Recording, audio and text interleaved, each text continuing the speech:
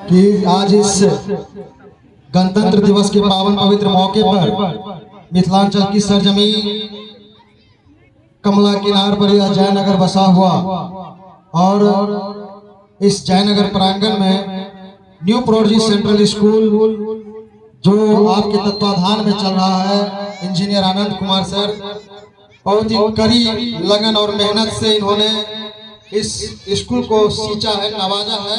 और ये तमाम छोटे छोटे जो बच्चे हैं इनमें अपना एक एक हुनर डाला। छोटे बच्चों को पढ़ाना वास्तव में बहुत ही कठिन होता है, क्योंकि छोटा जो बच्चा होता है वो कोरा कागज होता है और कोरा कागज पर आप जो लिखते हैं वही आगे तक चलता है। ये कल के भविष्य है, ये राष्ट्र निर्माण में अपना योगदान देंगे और राष्ट्र निर्माण में अपना योगदान देना यूं आसान बात नहीं है।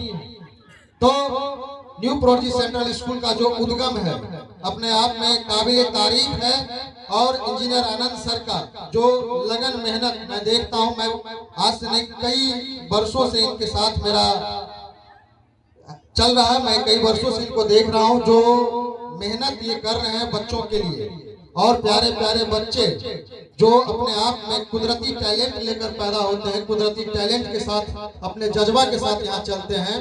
आप सबों को मैं ये कहूंगा कि आप अनुशासित रहिए, क्योंकि डिसिप्लिन आपको इतना परफेक्ट बना देगा कि आप समाज में कहीं भी जाओगे, क्योंकि इस समाज में जीने के लिए डिसिप्लिन बहुत जरूरी है। अगर आपके अंदर डिसिप्लिन नहीं होगा, अगर आप अनुशासित नहीं होंगे, अगर आपको बोलने का कला नहीं होगा, चलने की शैली नहीं होगी, तो आप कहीं भी सरवाइव नहीं कर पाओगे। इसलिए बहुत ही नाजुक समय है, यह संभलने का समय है।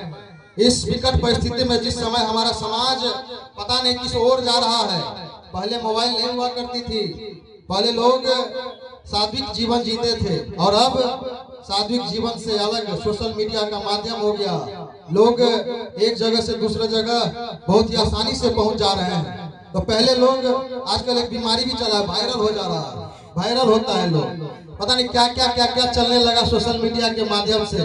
परंतु हमारा मिथिलांचल, गर्व से हम कहते हैं कि हम मिथिलांचल के हैं। इसमें हमारा सभ्यता संस्कृति, हमारा समृद्धि बचा हुआ है। इस सभ्यता संस्कृति को संभालने का आपका जिम्मेदारी है।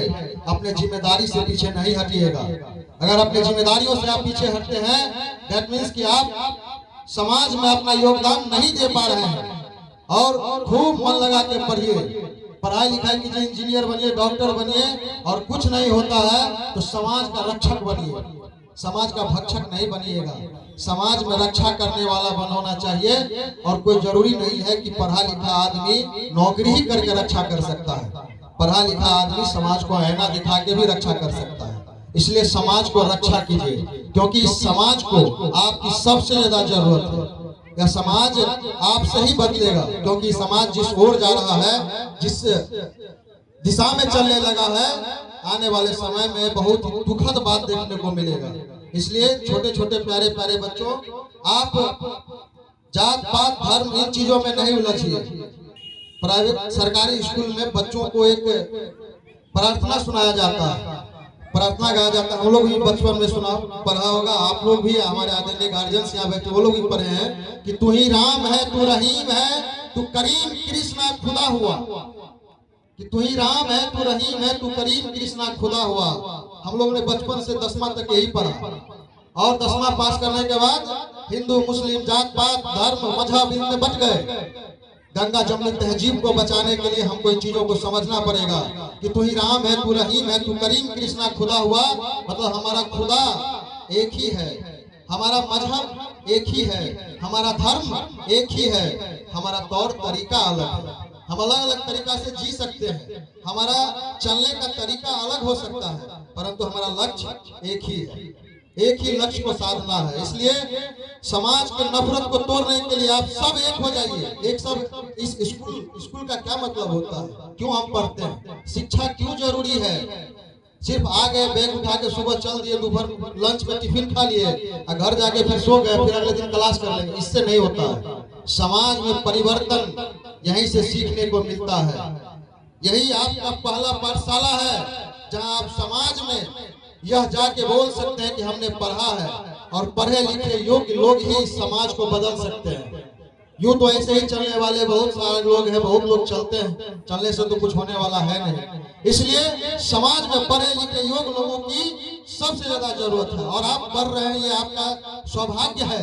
आपकी उम्र में हम पढ़ते भी नहीं थे, वो एक समय था 2000 ईस्वी के आसपास, उससे पहले हम आपकी उम्र में पढ़ते नहीं थे, गांव में गोली गोली खेलते थे, भैंस चराते थे, परंतु अपने दम पे, अपने पढ़ाई के बदौलत और आप समाज के दिशा कदम पर चलते हुए आज इस मुकाम पर आए हैं। इसके लिए कड़ी मेहनत करना पड़ता है। मेहनत कीजिए, अनुशासित रहिए, बड़ों का बात मानिए। अगर बड़ों का बात नहीं मानिएगा तो आप फिर कहीं का नहीं रहिएगा। इसलिए ज्यादा समय मैं नहीं लूंगा। सभी गार्जियन से सबको सभी जगह जाना है। देशभक्ति, आज जिस गणतंत्र में हम यहाँ खड़े हैं, सबके अंदर एक देशभक्ति का जुनून है। भगत सिंह ने कहा कि इश्क करनी बुरी बात नहीं है, मगर इश्क करनी हो तो मादरे वतन से करो। इसलिए इश्क कीजिए मगर वतन से कीजिए, वतन के खातिर। कहा गया कि टूटने और बिखरने का चलन मान लिया, टूटने और बिखरने का चलन मान लिया, हमने हालात से शीशे का बरन मान लिया। हम भी खड़े थे तकदीर के दरवाजे पर, लोग दौलत पर गिरे, हमने वतन मान लिया। और इन तमाम शब्दों के साथ देश के जो सैनिक हैं, जज्बाए हिंद लेकर जो खड़े हैं, हम आज यहाँ लंबे लंबे भाषण भले ही दे देते हैं, परंतु बंदूकों के नोक पर जो हमारे सरहद पर खड़े हैं, जिनको न धूप का परवाह है, न बरसात का, न ठंडी, न गर्मी, किसी चीज का उनको परवाह नहीं। उनके लिए कहा गया कि चूड़ी की खनखन भी सुन ले, रुंझुन सुन ले पायल की, आंखों का आंजन भी सुन ले खुशबू संदल की। चूड़ी की खनखन भी सुन ले, रुंझुन सुन ले पायल की, आंखों का आंजन भी सुन ले खुशबू संदल की। सुन ले जो प्रेयसी के खातिर ताजमहल बनवाते हैं, राजधर्म को छोड़ जो दीपों में खो जाते हैं, जहां फासला निर्तन करती महलों की प्राचीर सुनो, और वैशाली की नगर वधु वो दीवाने जहांगीर सुनो। वर्तमान पर नतमस्तक होता है इन खुदारों पे, इतिहास सलामी देती है बिस्मिल राजगुरु खुदारों पे। जिसने दुश्मन से आंख मिलाई, शमशीर उसकी पानी है, सही मायने में धन्य उसकी जवानी है। मैं देश के सैनिकों को प्रणाम करता हूँ, और इसी तरह कार्यक्रम को बनाते रहिए। मैं अपने बीच हूँ और आप सबों को लेकर चलता रहूंगा। जय हिंद, जय भारत, जय मिथिलांचल, जय जय।